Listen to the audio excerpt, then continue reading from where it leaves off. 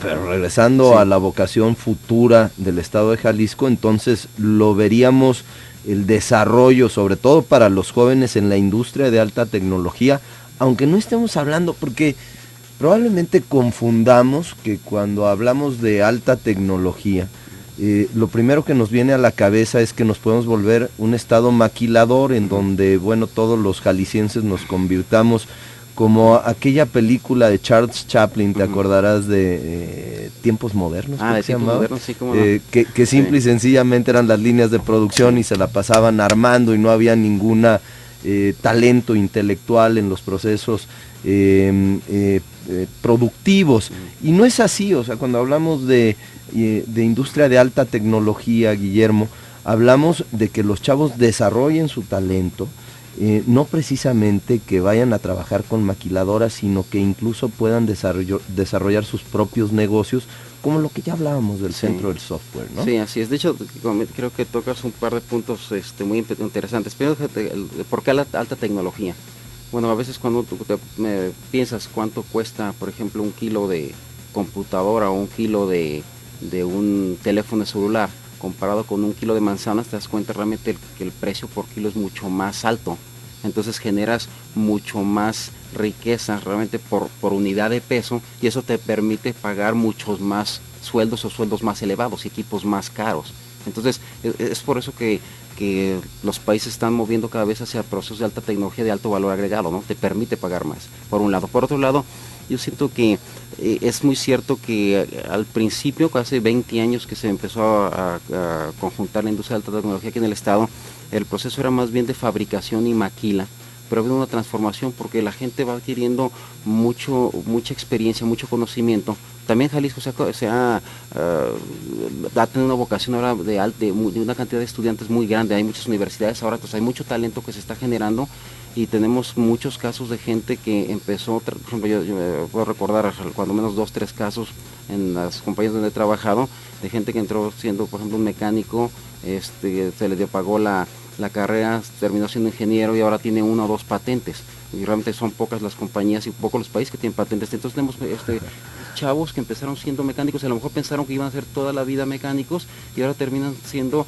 directores de un área de ingeniería con patentes hechos por ellos mismos. Realmente es un caso muy importante. Fíjate que yo tengo un caso cercano de un ex compañero que inició trabajando en la línea de producción de una empresa transnacional, de una empresa maquiladora transnacional que se encuentra aquí en la zona metropolitana de Guadalajara, me refiero a Sanmina.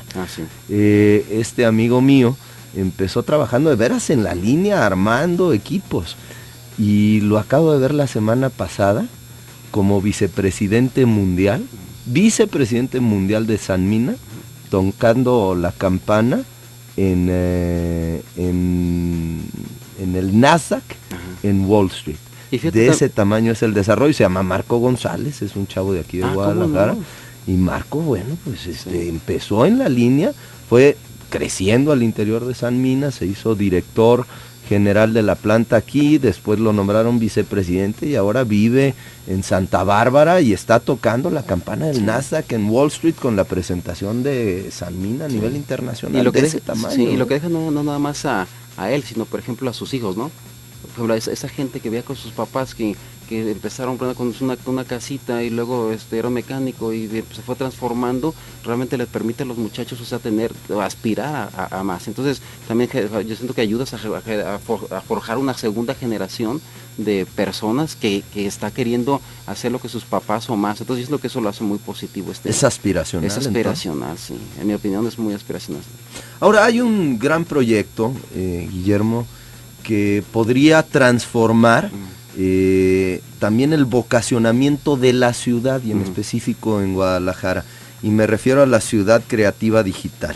En los terrenos aledaños al Parque Morelos, aquellos terrenos que se compraron para la malograda Villa Panamericana cuando se iba a construir en el centro histórico de Guadalajara, y que finalmente, bueno, pues estos terrenos habían quedado abandonados, y en conjunto la anterior administración encabezada por Emilio González Márquez y la administración encabezada por el actual gobernador Aristóteles Sandoval Díaz, cuando era presidente municipal de Guadalajara, se pusieron de acuerdo ahí un panista y un priista por el bien de la ciudad, y pues lograron impulsar y negociar con el gobierno federal la construcción de la ciudad creativa digital.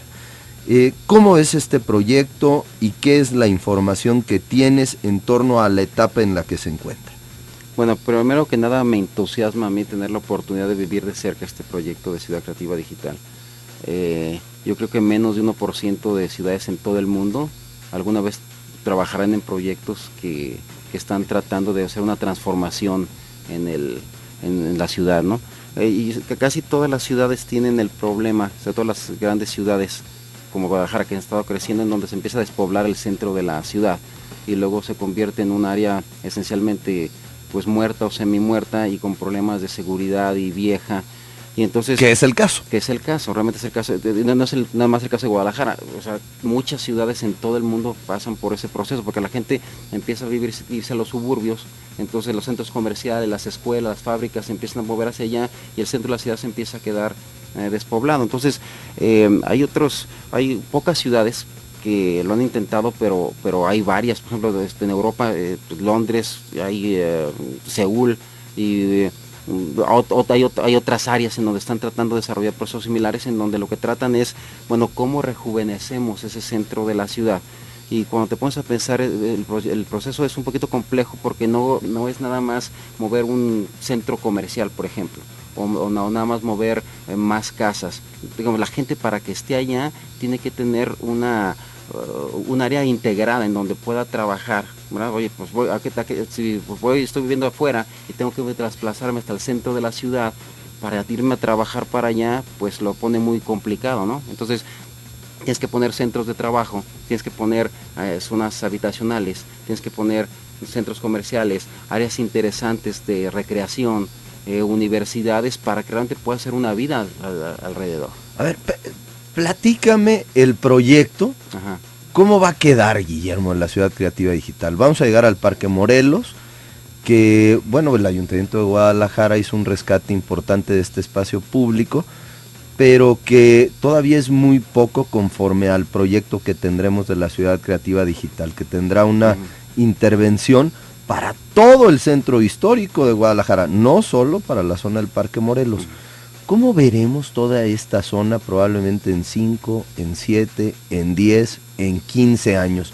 ¿Cómo lo veremos? Lleno de edificios dedicados a la industria de la alta tecnología, lo veremos lleno de jóvenes emprendedores, de empresas mexicanas que estén exportando su talento a otros países.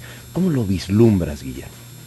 Bueno, el proyecto es muy interesante, ¿no? Todo lo que contempla, pero si lo trata de resumir brevemente, puede decir que, bueno, ¿cómo nos imaginamos que va a ser esa ciudad creativa digital? Bueno, pues va a tener, por ejemplo, de entrada un parque moderno, donde la gente pueda ir a disfrutar y que se vea realmente un área pues bonita, donde puedas llevar a los hijos, por ejemplo.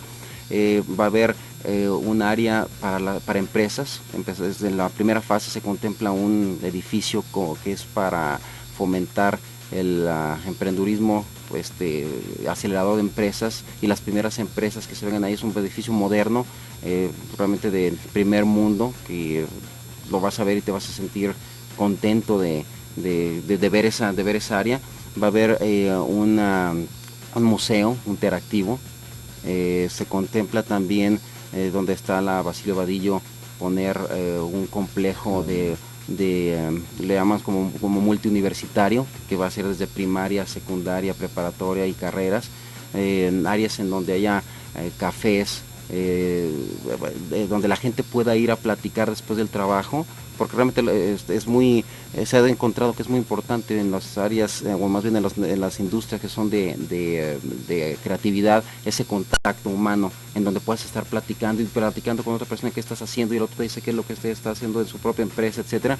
Entonces, lo que se pretende es que tenga, digamos, una interacción que va más allá nada más de las fábricas, ¿no? Las fábricas viene para la generación de talento, centro, áreas de esparcimiento, y básicamente yo siento que sean los puntos elementales del proyecto.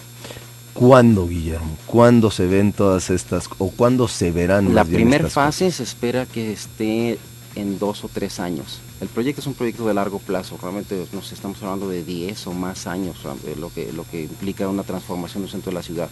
Pero la primera fase, más o menos en 2 o 3 años. Guillermo... Lo cual quiere decir que antes de que termine esta administración ya debemos haber cambios importantes. Tengo que irme a un corte comercial, pero tengo una última pregunta.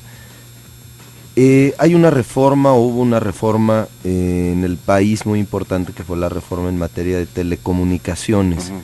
¿Esto afecta positiva o negativamente al sector de la alta tecnología? Yo creo que lo va a afectar positivamente, definitivamente. El área de Cañete Nacional, realmente que está en el Distrito Federal, es realmente el área que está cubriendo principalmente lo que está ocurriendo con esta nueva ley. Sin embargo, al estar en contacto con ellos, nos hemos dado cuenta de que al permitir más competencia y al permitir libre acceso, o acceso libre no es necesariamente gratuito, pero sí libre acceso a internet, en conectividad en todo el país, pues eso normalmente genera beneficios importantes tanto para la industria como para la población. Entonces positiva. En mi opinión es muy positiva. A favor entonces la Cañete. Sí, estamos a favor del cambio ese.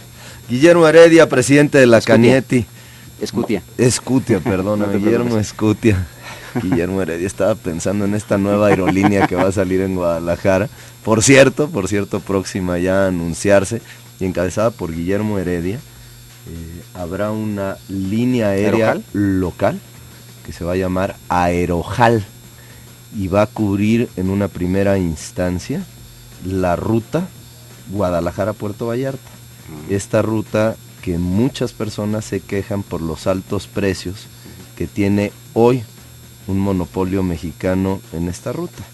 Aerojal viene a cubrir esta y algunas otras rutas que tenía Alma, ¿te acuerdas de Alma? Claro que sí. Esta aerolínea que cubría, bueno, Guillermo Heredia era el director general de Alma y ahora está iniciando este nuevo proyecto que se llama Aerojal, por eso mi confusión. Okay, me disculpes. Mucho Guillermo Escutia, presidente de la Cañete, muchas gracias por estar esta mañana aquí. Muchas gracias a ti, gusto saludarte.